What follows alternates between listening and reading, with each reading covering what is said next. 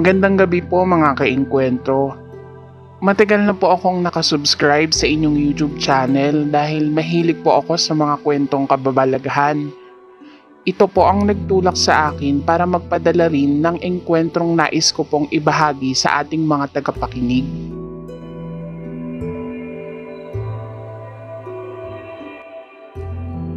Ako po si Miguel. Simpleng teenager lang po ako na naninirahan sa probinsya. Kagaya ng mga kabataang kaedad ko, mahilig din po akong gumala at mamasyal. Palakaibigan po kasi ako. Ako po yung tipo ng kabataan na mahilig tumambay kung saan-saan. Kapag po walang pasok sa eskwela, hindi niyo po ako maaabutan sa bahay. Isa lamang po akong pangkaraniwang binata sa aming lugar, pero hindi ang aking pamilya. Galing po kasi ako sa pamilya ng mga manggagamot o yung mga tinatawag na albularyo. Ang lola tinding ko po na nakatira kasama namin ay isang sikat na albularyo dito sa norte. Dinadayo pa po siya ng mga taong pinaghihinalaang biktima ng mga pangkukulam, pambabarang, mga nanuno sa punso at iba pang mga pambihirang sakit at karamdaman na hindi kayang gamutin o ipaliwanag ng medisina.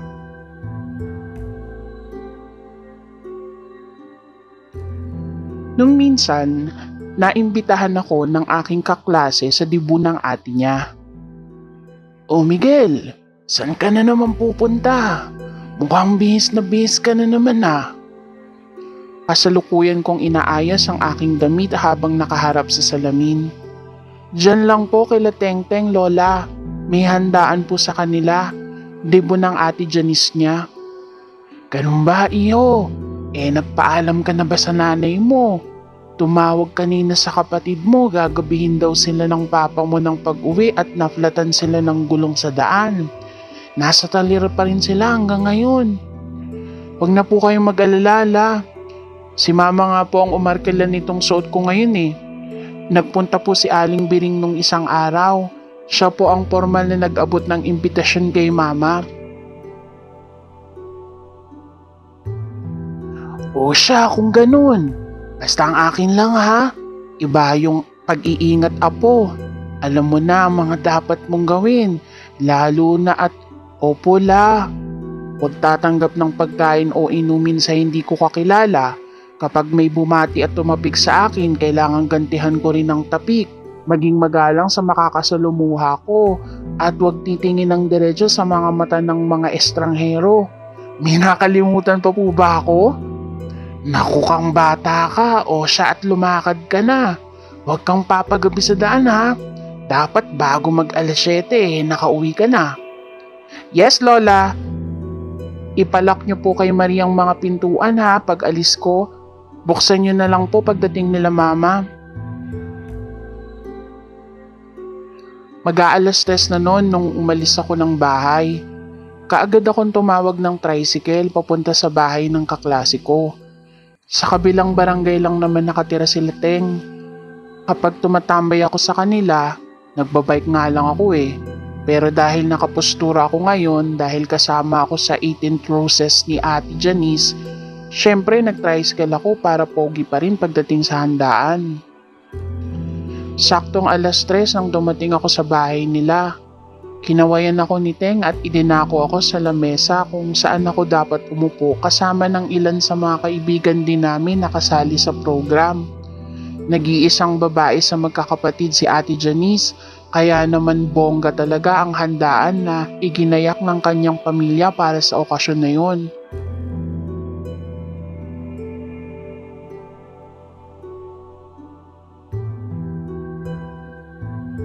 Alas 4:30 na nang matapos ang party pero hindi pa kami umuwi dahil nakipagkwentuhan pa kami sa mga kaibigan namin.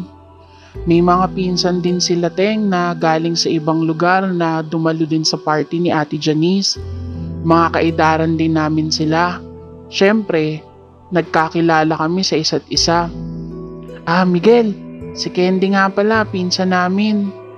Anas ni Teng habang ipinakikilala yung isa niyang pinsan sa akin. Nahihiya akong kinuha ang kamay niya at bumati ng isang matipid na hi. Naghilaw naman pabalik si Candy. Sa tabi ko siya iniupo ni Teng. Mukhang may balak ang lokong yun na ireto ako sa pinsan niya. Alaskador kasi ang best friend ko na yon. Madalas niya akong tuksohing torpe kaya kung kani-kanino niya ako nirereto. Siyempre nahihiya naman ako. Galing daw sa Maynila si Candy kaya iba siyang kumilos kumpara sa mga dalaga sa lugar namin. Confident siyang magsalita at kayang dalhin ang sarili nang hindi nahihiya. Ang isa pa sa ikinagulat ko, marunong siyang uminom ng alak. Open-minded daw kasi ang parents niya kaya binibigyan daw siya ng laya. At isa pa, alam naman daw ni Candy ang mga limitations niya kaya tiwala ang mga magulang niya na hindi siya lalagpas sa mga yun.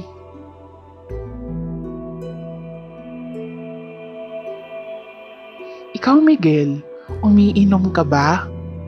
Tanong niya sa akin. Nahimas ko ang aking batok at bahagyang napayuko sa hiya. Hindi napapaitan ako sa alak. Sagot ko naman. San Miglite lang to, anas ni Candy. Pinagsalin niya ako sa isang basong may yelo habang inikot-ikot ang kamay niya sa labi nito at nakatitig sa akin. Tatanggihan mo ba ako? Napakatamis ng ngiting ibinigay sa akin ni Candy kaya nahirapan akong tumanggi. Dumagdag pa ang kantsawan ng mga kaibigan namin sa lamesa kaya napilitan akong tanggapin ang basong inalok niya. Nalukot ang mukha ko pagkatapos maubos ang tinagay niya. Grabe ang pait talaga kaya ayoko ng alak eh. Teng, iabot mo tong juice sa kaibigan mo para mahugasan ang pait sa dila niya. Boses yon ng kuya ni Candy, si Carlo, habang nakangiti. Mabilis itong kinuha ni Teng at iniabot sa akin. Tila ba nawala ang paglukot sa aking mukha pagkatapos kong tunggain ang juice na inabot niya sa akin. Dahil napagbigyan ko na sila, hindi na nila ako napilit na tumagay pang muli. Naubos na lang ang oras namin sa pakikipagkwentuhan hanggang sa mapansin kong dumidilim na. Nagpaalam na ako sa kanila. Hinatid naman ako ni Teng at ipinara ako ng tricycle pag uwi.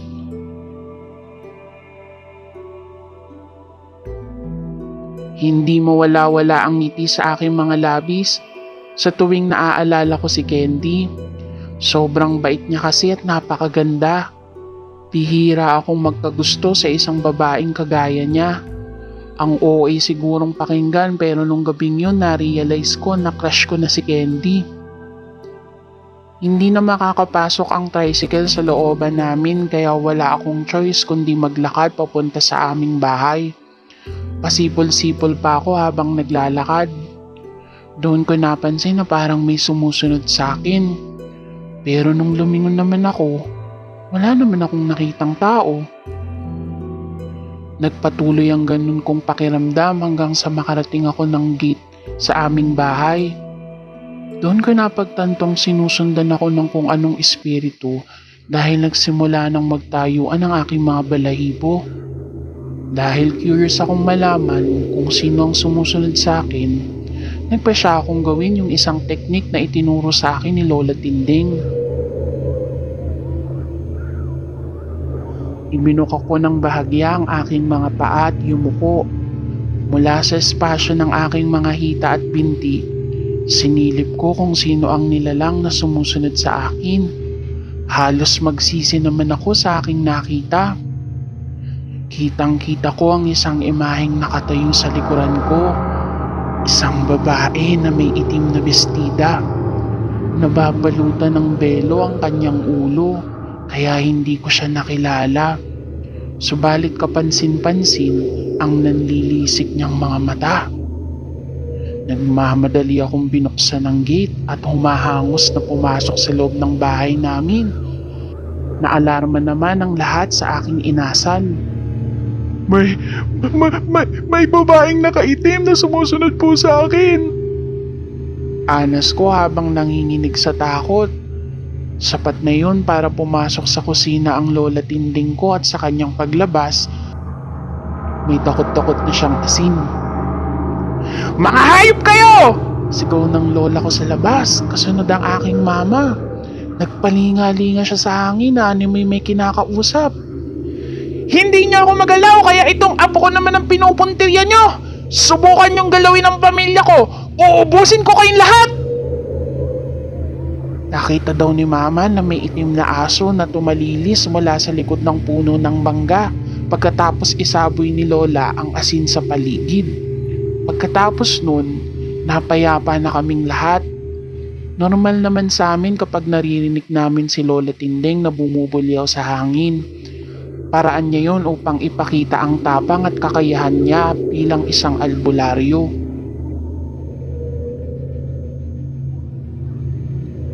Kinagabihan, hindi ako dalawin ng antok. Palagi kong naiisip ang babaeng nakaitim at ang mga mapupula at nanlilisik nitong mga mata. Hindi ko alam kung anong oras na ako nakatulog. Naalimpungatan na lamang ako sa tilaok ng manok, indikasyon na sumapit na ang umaga. Kinusot-kusot ko muna ang aking mga mata bago tuluyang bumangon. Subalit pagdilat ko, kagimbal-gimbal na senaryo ang bumungad sa akin. Nakita ko ang babaeng nakaitim na nakalutang sa ibabaw ko habang ang kanyang mukha ay nakaumang sa akin. Nanigas ako sa takot, mga kaengkwentro. Gusto ko pong sumigaw, tumingi ng tulong pero walang tinig na lumalabas mula sa akin. Gamit ang aking natitirang lakas, pinilit kong ibaling sa gilid ang aking mukha. Nang maramdaman kong nagtalakas na akong muli, umiyaw ako. Mama! Lola! Tulungan niyo ako! Umalingaw-ngaw ang tinig ko sa buong kabahayan. Narinig ko ang pagkalabog mula sa mga katabi kong kwarto papunta sa aking sariling silid. Nadatnan nila akong nakahiga pa rin sa kama. Wala na ang babae sa ibabaw ko, subalit hindi ko pa rin maikilos ang aking katawan. Anong nangyari, Miguel? Tanong ng aking papa. Lumuluha ko siyang sinagot. Hindi pa ako makagalaw. Parang may mabigat pong bagay na nakatagan sa akin. Pagkatapos kong banggitin ang mga katagang yun, lumiyad ang katawan ko pataas na animoy nagkaroon ng sariling buhay. Pinilit ko itong pigilan, subalit nagpatuloy ang pagliyad ng aking likod hanggang sa unti-unti na akong umaangat sa kama. Takot na takot ako noon dahil wala na akong kontrol sa sarili kong katawan. Unti-unti ko na rin nararamdaman ang pagsakit ng aking likod na animoy mababali sa anumang sandali. Mama! Tulungan niyo ako! Tulungan niyo ako! Hinawakan ni Marie at Mama ang mga magkabila kong kamay habang pinipilit namang itulak ni Papa ang katawan ko pababa. Ah! Ang sakit! Ah! May kung anong bumara sa aking lalamunan na parang may lumulunod sa akin. Unti-unti akong naglaway, subalit malagkit ang lumabas na likido mula sa aking bibig.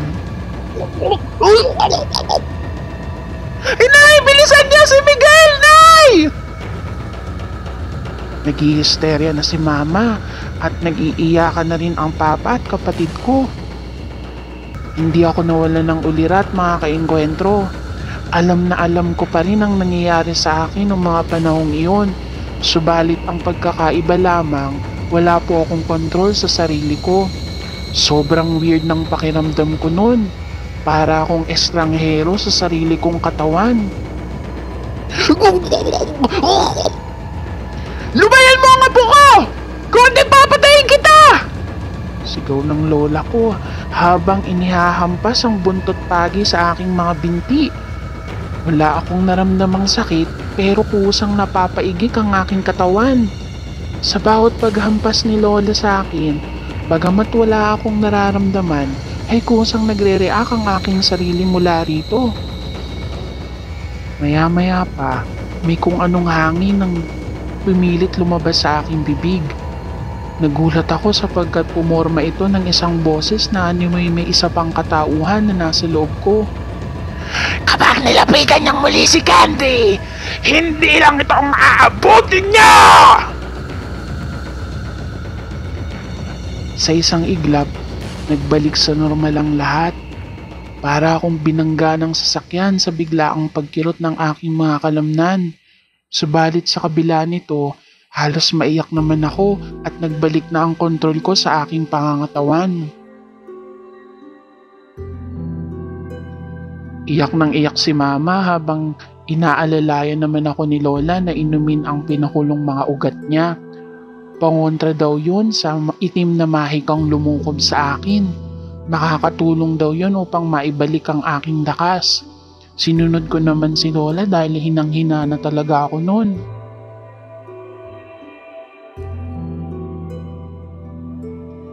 Makalipas ang ilang minuto, nagsalita na si Lola. Nalawayan ka, Apo, sabi niya habang naiiling. Hindi ba't kabilin-bilinan ko, huwag kang tatanggap ng inumin at pagkain mula sa ibang tao? Hindi ka kasi nag-iingat eh. At sino yung Candy na sinasabi ng manggagaway? Ikinuwento ko sa kanila ang nangyari kanina sa party.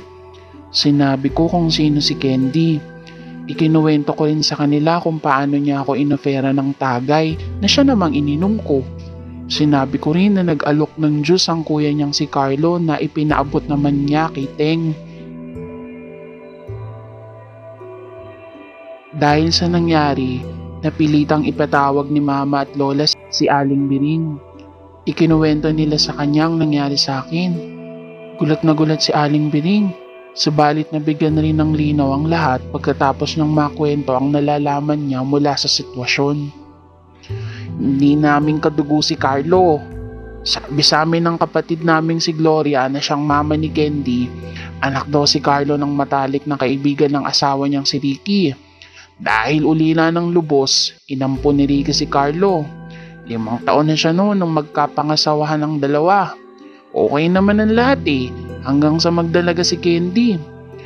Napapansin na namin ang pagiging sobrang malapit ng dalawang yun. Pero dahil nga lumaki sila bilang magkapatid, hindi namin binibigyan ng mali siya. Be, maniniwala ba kayo? Isang araw nagkwento sa akin si Janice na nahuli daw niyang naligong magkasama yung dalawa nung minsang magbakasyon siya sa Maynila. Hindi na sinabi ng anak ko kay Gloria ang nangyari at baka daw sabihin ng tiyahin niya madumi ang utak ng anak ko.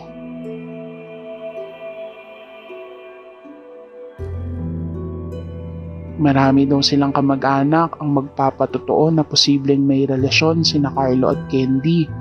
Kaya marahil ginawa niya ako ng masama nang makitang nakikipagkwentuhan at nakikipagtawanan ako kay Candy. Selos ang nakikita naming motibo kung bakit niya ako sinalbahe. Ang huling balita ko, nagtana na daw ang dalawa. Ngayong taon lang. Walang nakakaalam kung saan sila nagpunta o kung saan natutunan ni Carlo ang panggagaway. Naging aral sa akin ang nangyaring yon. Nagpaturo ako kay Lola Tindeng ng mga pangontrang orasyon laban sa mga laway ng manggagaway na siyang ginagamit ko hanggang ngayon sa tuwing napupunta ako sa ibang lugar. Hanggang dito na lamang po at maraming salamat sa inyong pakikinig. More power pa po sa inyo mga kaengkwentro at mag-iingat po tayong lahat lalo na sa mga dayong hindi natin lubos nakakilala.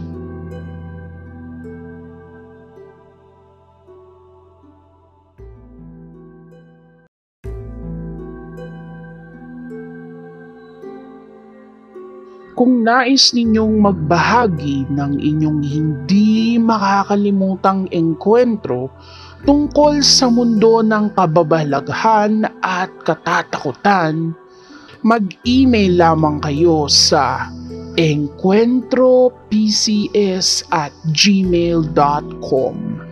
Ang mapipiling kwento ay mapifeature sa aming susunod na video at mananalo ng kaukulang premyo. Huwag niyo rin kalimutang mag-like, share at subscribe sa aming YouTube channel para sa mas marami pang engkwentrong kilabot at